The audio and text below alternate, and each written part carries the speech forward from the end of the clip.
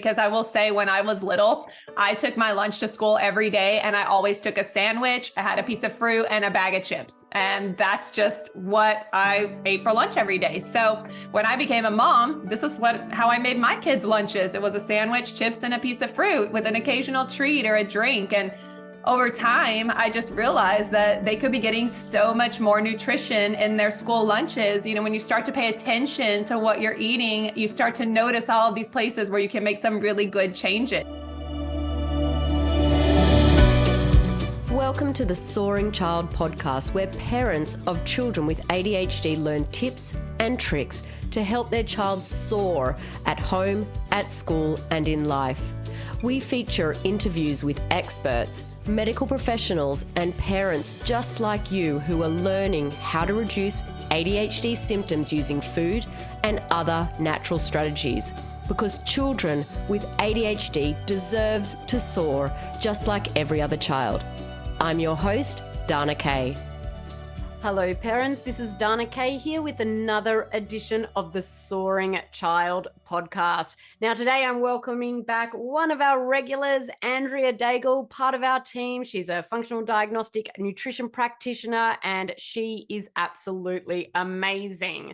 Now I don't know about you, but when school lunches, okay, let's just be real here. School lunches are the bane of my existence. Seriously. I'm not going to paint it lightly. And I know that there are parents out there that this is a common feeling among families. Interestingly, and this is probably perfect timing for this podcast, I was actually at the bus stop today talking with other bus stop mums, and we were just talking about lunches and how we spend all the time doing the lunches and then they come back full, and so it's like, where is that appreciation? But we know kids will be kids. So today we're actually going to be talking on the topic of school lunches. And so Andrea, welcome back to the podcast. I'm so glad that you're here. Thank you. Thank you for having me again. Love to be here. I know. I love our conversations. We sort of dive deep into all the practical aspects of, making these changes that we talk about a lot. And so, lunches for me, as I mentioned, they're the bane of my existence. If I could do anything to take that away, I would do that for sure. What about you? Tell me what your thoughts are. Same, as my kids are getting older and they're able to pack their own lunch, it's kind of like, I feel like it's a rite of passage because that is one of my least favorite mom duties is packing a school lunch. Definitely. And it is a common obstacle that gets thrown our way when working with families and questions that we get asked. We've got a lot of kids out there that eat their lunch at the cafeteria. Talking about school lunches, honestly, is a topic on its own. They are not nutritious at all. They do not provide our kids the nutrients and brain power they need to function well. And it's really quite sad and it angers me a lot. And so diving deep into how can we overcome this? So, what are your thoughts? You've got a kid there who eats their lunch at a cafeteria. What would you suggest to a family to overcome that obstacle? Yeah, it's definitely a very common obstacle. It's one that I had to face as a parent as well. And you really want to build a relationship with the teacher and with the school when it comes to managing the whole cafeteria. And the best place to really start is by talking to the teacher. Let her know about the changes that your family is going through and let her know that you really need her help to stay on track and just really creating that partnership there. It's the more information that you give the teacher on what you're doing and why is super, super helpful because she needs to know you're sending the lunch every day and that your child shouldn't be going through the line. That way she can kind of help you manage that. So that's probably the first place I would start. The other thing I do is talk to the cafeteria workers as well. I have been in my child's cafeteria. I've talked to the servers in the line and just let them know that we're going through some changes as a family and that my child should not be coming through the line. And a simple conversation here with the right people can definitely make a world of difference. Yeah, it definitely can. And I love the word that you use, partnership, because it really is. The teachers and the school want your child to succeed. And this is definitely a way that they can help them be successful. And I just want to sort of digress for a little bit. It just reminds me of a little story when my son was probably in grade 2, I want to say, or 3. At his school at the time, they were having a barbecue, like a grill, sorry. Us Australians call it a barbecue. You guys call it grilling. But do you know what I mean when I say barbecue? Yes, absolutely. Okay. You don't think I'm talking about like barbecue pork ribs or barbecue? No? Okay. Fabulous. No. Well, maybe because you know me so well. But they were having a barbecue at school. And so I rang the cafeteria and I asked the lunch lady, can you tell me what is in the burgers that you are going to be providing? And she said, okay, just let me go and get the box. And she came back to the phone and she said, honestly, I'm shocked. I am looking at this ingredient list and there are like 40 ingredients in this beef hamburger patty. And she goes, honestly, I can't pronounce a lot of them. So this is what our kids are eating. And so I rang up because, a beef hamburger patty, you would think it would have beef and seasoning, wouldn't you? Right. But there was just so much stuff in there that even the lunch lady was floored. So completely off topic, but it does show you that, these conversations are really important. And so it leads us to, okay, well, you're having these conversations with the lunch lady, you're having these conversations with the teacher. And so I suppose that means, and what you're sharing with our listeners is that we should be sending lunch to school instead of them eating at the cafeteria. Absolutely. You definitely want to send a lunch, and you're going to get so much more nutrition from that lunch that you're sending than anything that comes off of a cafeteria tray in most places. Yeah, definitely. And I would say probably 99.9% of schools, you will definitely be getting more nutrition in your kids' lunchbox. So that brings me to the next question. What should our listeners be putting in their kids' lunchbox? Yes. And that's a really good question, because I will say when I was little, I took my lunch to school every day and I always took a sandwich. I had a piece of fruit and a bag of chips. And that's just what I ate for lunch every day. So when I became a mom, this is how I made my kids' lunches. It was a sandwich, chips, and a piece of fruit with an occasional treat or a drink. And over time, I just realized that they could be getting so much more nutrition in their school lunches. When you start to pay attention to what you're eating, you start to notice all of these places where you can make some really good changes. And lunch doesn't always need to be a sandwich. It can actually be tacos or pasta, overnight oats or things like that. And over time, I personally just started going against the norm and started packing less sandwiches and more leftovers. And for us, it was really very easy, because whatever we had for dinner the night before was what I started sending in my kids' lunch boxes. And this was game changing because I felt like it wasn't very much work to pack a lunch. And over time, I noticed that the lunches were coming back empty because it was something that my kids loved and they weren't leaving little bits and pieces here or there. And so it just became easier and easier. Yeah, I think that's a really, really great tip. We have those little thermoses and, we fill it up with boiling hot water, and then we put we heat up the leftovers, and we then tip out the water and put it in the thermos. So they do have hot leftovers. But I know sometimes you even put cold leftovers in your kids' lunchboxes, don't you? I do. My kids don't actually mind it. So whatever I make, we just put it in a bento box or in a thermos as well, and they eat it the way that it is. And so, I think it just depends on the child. Some kids do have texture issues or sensory issues. And so if that's the case and you need to warm the food up, there are ways to go around that by having a really good insulated lunchbox, or like you said, boiling the water in a thermos is a great tip. Yeah, definitely. So what's in your kids' lunchbox today, Andrea? Today in the lunch is actually chicken, cheese, and bean quesadillas. So, Let's just say it's dairy-free cheese. yes, absolutely. Yes. And we love siete tortillas. And so last night we made quesadillas on the grill outside. And so we just made a few extra and put them in the lunch. And I find it keeps really well if you just wrap it in a paper towel and stick it in a bento box, cut it up. And they have that along with, we made a cabbage slaw, a mango cabbage slaw with cilantro. Yeah. Oh my gosh. Can you please give me that recipe? Absolutely. And it's super easy. You could actually, all our listeners could go and make this today. It's just purple cabbage chopped up with sliced mango, cilantro, and lime juice. Oh my gosh. I want to make that. I'm interested. So I'm not a big Mexican bean person, but those quesadillas do sound really, really yummy. So do you put the tortilla on the grill? And then what beans do you use? So where I live, we have Camellia pinto beans, but you can just get pinto beans from a bag of pinto beans. Just make sure the only ingredient is the beans. Yes. And I made mine in the Instapot, took like 20 or 30 minutes to do that way. If you don't have the time to do that, you could just simply get siete. Siete makes some really good beans that are already seasoned and ready to go that you could use for a night where you just need a quick meal. Oh, amazing. Okay.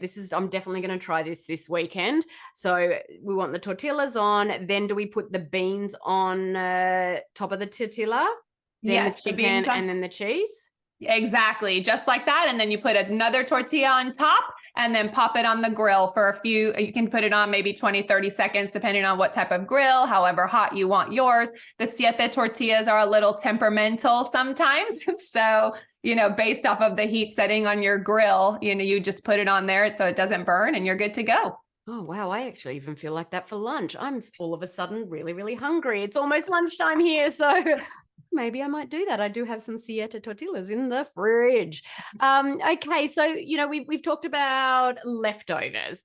What are some other things that we can be putting into our kids' lunchboxes? And also what sort of, what's the right word? What are the sort of elements we want to focus on? Because we do want to get that balanced lunchbox.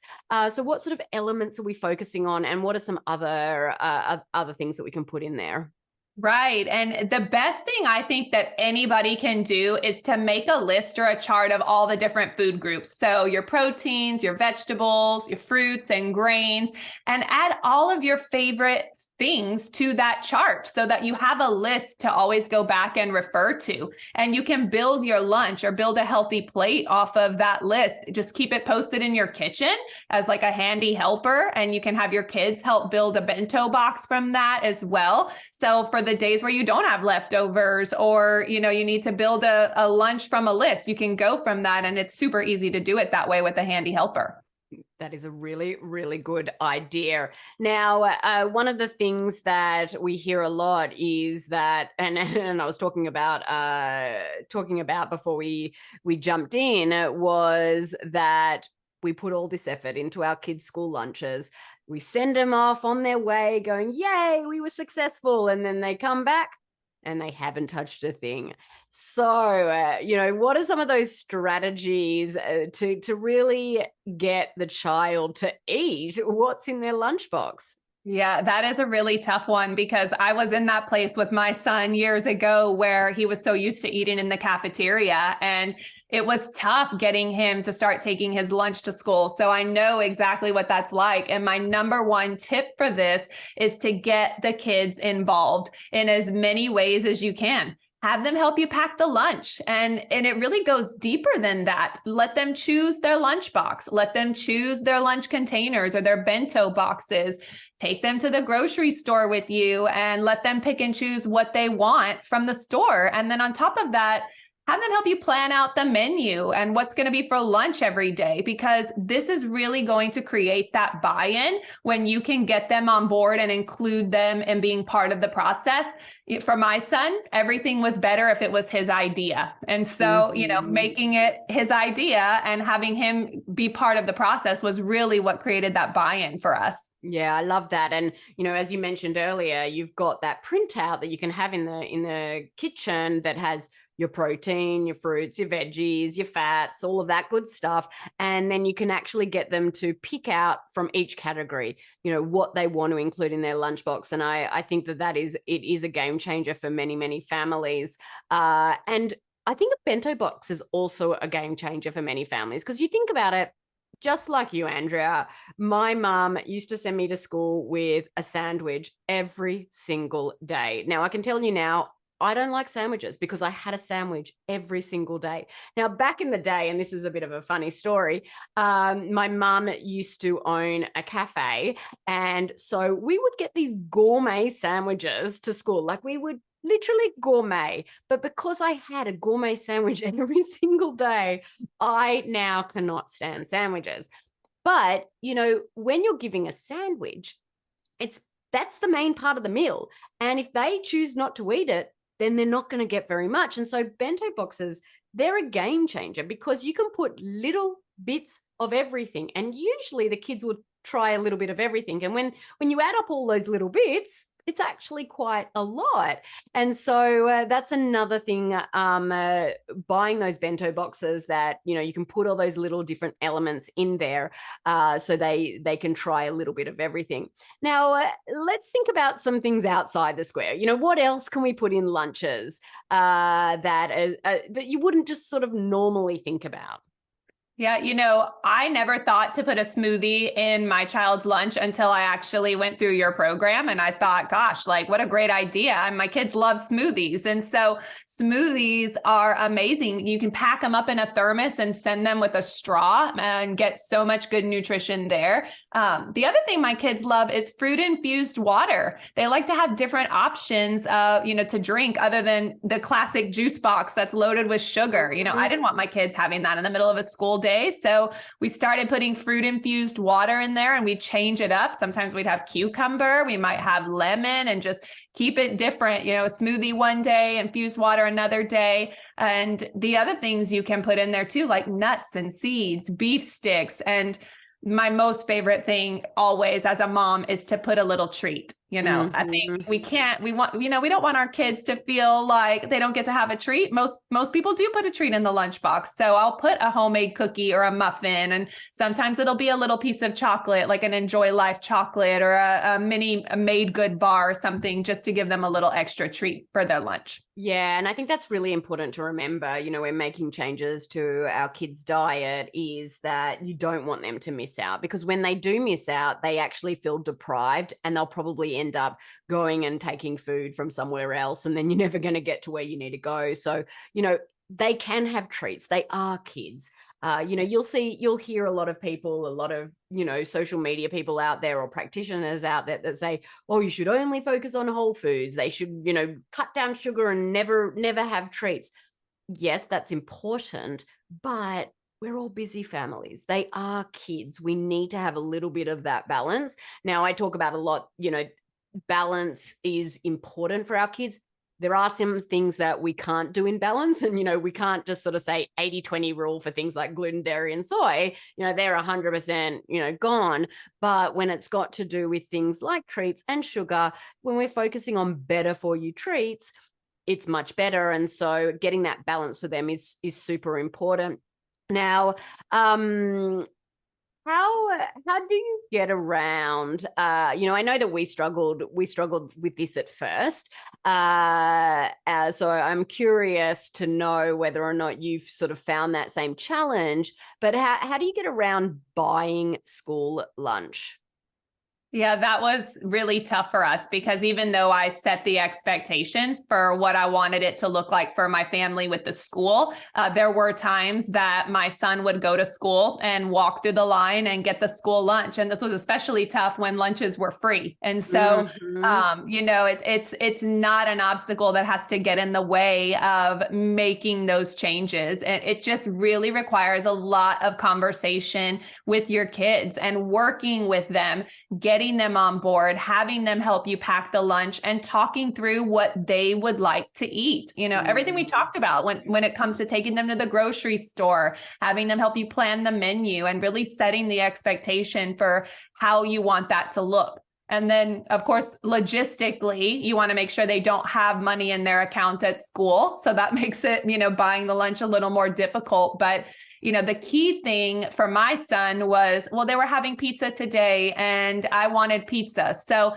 just take a quick peek at the school menu and see what they're having. And if they're having hamburgers and your child wants hamburgers, put a hamburger in the lunch that day. Mm-hmm. And that can make a world of difference. It definitely can. And, I'm sure we've got listeners out there going, well, oh my gosh, having to make lunches in the first place is hard, but then having to make a hamburger, have hamburgers the night before, keep it, bang it in the lunchbox after that. And so there are definitely ways around, creating a time where you think it's actually going to add more time to the whole scheme of things. And I always used to I think I've shared it on the podcast that I don't like cooking. I'm not a cook. I don't like to be in the kitchen.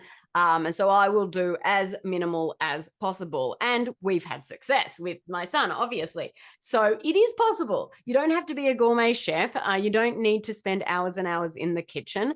And so, for me, making sure that I'm taking all of these little shortcuts are really super important to continue the, viability of doing this. But I also want to say that for me, it was a huge mindset shift because I didn't like to spend time in the kitchen. I didn't like to cook, but I made a decision that spending a little bit of time in the kitchen was way better than spending the time dealing with my son's meltdowns, dealing with my son's ADHD symptoms. And so when I made that mindset shift, it wasn't about cooking. It wasn't about that I didn't like spending time in the kitchen.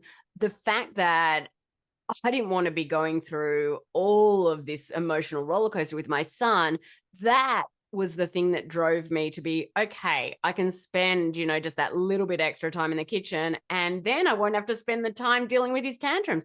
Because if I look back, we would spend hours a day dealing with his ADHD symptoms. So spending 10 to 15 minutes extra in the kitchen was actually going to save me an hour and 45 minutes on the back end when we didn't have to deal with his tantrums. So for me, I think the mindset shift, yes, it may seem overwhelming. Yes, you may have to spend a little bit extra time, but is that better than what you're currently dealing with your child's ADHD symptoms?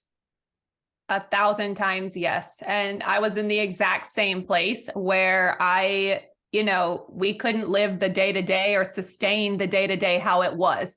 And I personally don't like cooking. I'm also not someone who likes to plan ahead. I just kind of like to fly by the seat of my pants and, what's for dinner today? Let's run to the grocery store and come back with everything we need and cook that meal. And now going through this process and this journey, what it's done is I've had to plan a little bit, and that's okay, because not only does the planning make this process easier, but my child is happy. He's thriving. We're not dealing with the dysregulation and the irritability that we had before. And so what we were doing was not sustainable. Me taking a little extra time to plan those meals, that was game changing. And that is also something that is sustainable for us. Yeah, definitely. And I will say for me, I did spend that little bit of time at first, but now, I wing it most of the time because it's our normal.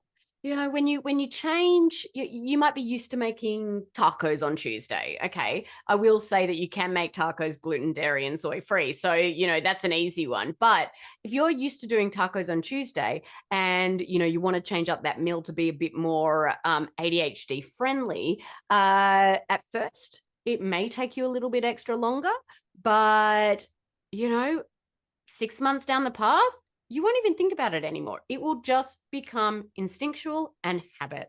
And so honestly, I really don't do a lot of meal planning, and I wing it most of the time. But I will also say, Monday nights, my kids generally eat exactly the same thing every Monday night, because I don't want to put that pressure on me. I want to know that that meal is what I've got to do, and I do it, and it's easy for me.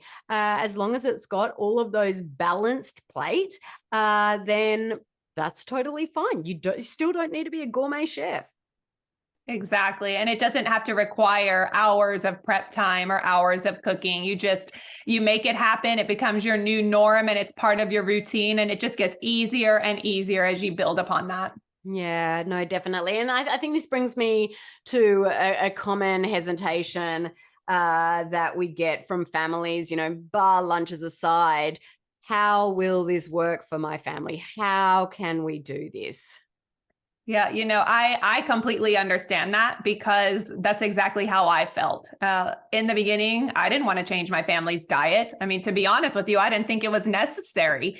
We had a really solid diet. I cooked at home when I could. We really ate plenty of fruits and vegetables. I thought the diet was solid compared to most people, but my son was still struggling, and our family life was in complete chaos. And I knew that we needed to do something different. And, when you get to the place where the meds aren't working and the therapy isn't helping and the doctor is not listening, I realized that I owe this to my child. I mean, why wouldn't I do this? I've already tried all these other things. This change here, why not do it and see what happened? And turns out it was the most life-changing thing that we could have ever done for him or our family. And I get that feeling of being in the place where you don't want them to feel different. And, how is he going to feel if he can't have that cupcake at the school party or that candy on Halloween? But it was my fears that were really getting in the way. And so I had to have a paradigm shift and quickly realize, like, hey, wait a minute.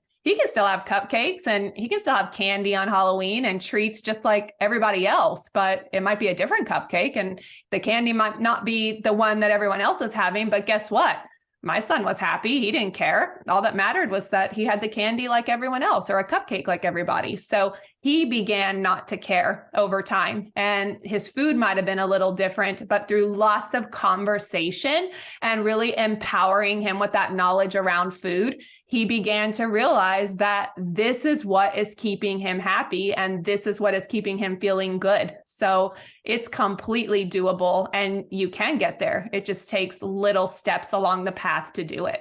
Yeah. And I think it is really about that shift in your thought process, because really the fears are most likely probably coming from the parents. And, we think to ourselves, well, how can I do it? How can we not do it? Right. And we think, and we're like, well, it's going to cost money, or it's going to be more expensive. But I like this analogy, or not a really analogy, but this comparison. We spend thousands and thousands of dollars on orthodontics for our kids' teeth. And what we're doing is we're making their smile look prettier. Okay. But that's just visual. That's just making their smile look better. Why wouldn't we want to spend that extra money to make our kid happy, to make them thrive through life? And so for me, that mindset shift was the biggest thing for me. How could I not do this for him? I can spend thousands of dollars on orthodontics or braces, but I won't spend it on, healing my kid from the inside out. So for me, that was the biggest mindset shift. And again, the food, the cooking with me, again, I had to make that biggest mindset shift there as well. Did you have any other mindset shifts like that when before you started? That really, over time, I realized just now that I'm in a different place and it's years later, I was the problem, right? Like, as a parent, you start analyzing everything you're doing and all the choices you're making. And I was like on this hamster wheel where it was like, okay, I've got to get him a therapist. I've got to go, find a naturopath in my area because the doctor isn't helping, or I have to do all these things. I was relying on what I knew would be helpful, right? I trusted my doctors. I trusted the therapist, and I thought we were doing the right thing. So that place, I did have to have a paradigm shift because this world was something that was very unfamiliar to me. And so once I got out of my own way and said, wait a minute, like everything else we're doing isn't working, and I'm spending a lot of time and money trying to just sustain the day to day, I've got to do something different, not just for him, but just for our well-being. And so once I got out of my own way and realized, like, if I need to change that bread, I'm going to change the bread. If I need to, start buying different products and do a little bit different grocery shopping or cooking, then I'm going to do it, because I could not let me be the reason that my son did not get better. So it was tough, but we did it, and we're thankful for it every single day. No, look, I hear that a lot, actually. I was talking to a family. It brings me to another story. I do like to go on tangents a little bit here. I was talking to a family who I'd spoken to 6 months earlier about, coming into the program, and she was, it was for her son, and, they decided to try and find someone locally, which, is what happens a lot of the time. But then they realized that there's no one locally that actually specializes in what we specialize. But 6 months prior, so she tried to find someone locally or talk to a doctor about getting these tests done. And 6 months later, she got a call from the school. There had been a big incident at the school with her son. And so she went to pick him up, and she picked him up, and he got in the car and he was crying, and he's like, "Mum, I don't know what's going on in my brain. It's not something that I can control. Like, what is going on? Like, this is not me." And she had this epiphany to say, like, I am the one that's holding him back. I haven't gone forward with trying to make these changes. I haven't done this, but we go with what we know. And she was like, if only I had started this 6 months ago. And when she rang me, she was bawling her eyes out because she felt like she was to blame. And I always say to parents, never blame yourself, never blame yourself. And sometimes you have to go through that moment to really realize that this is the way that you want to go, or this is the way that you can help your child. Look, this is completely off topic, and I know that we've gone down this path, and I'm loving looking at your little Bernie here in the background. Your dog, he's very, very cute. I haven't seen him for a while, but I think that this is a perfect time to end up today. It was a bit of a mixed bag today on this podcast, but I always love chatting with you, Andrea. I appreciate you for joining me today and just sharing your knowledge, your personal experience, your professional experience with all of our listeners. So thank you so much for joining me today. Thank you for having me. You are welcome. Listeners, thank you for tuning into this week's episode of The Soaring Child. I'm Dana Kay, your ADHD health practitioner. Keep on thriving. Thank you for listening to the Soaring Child podcast today. To learn more about how to help your child with ADHD soar using natural strategies, visit our website at ADHD Thrive Institute.com and follow us on social media at ADHD Thrive Institute.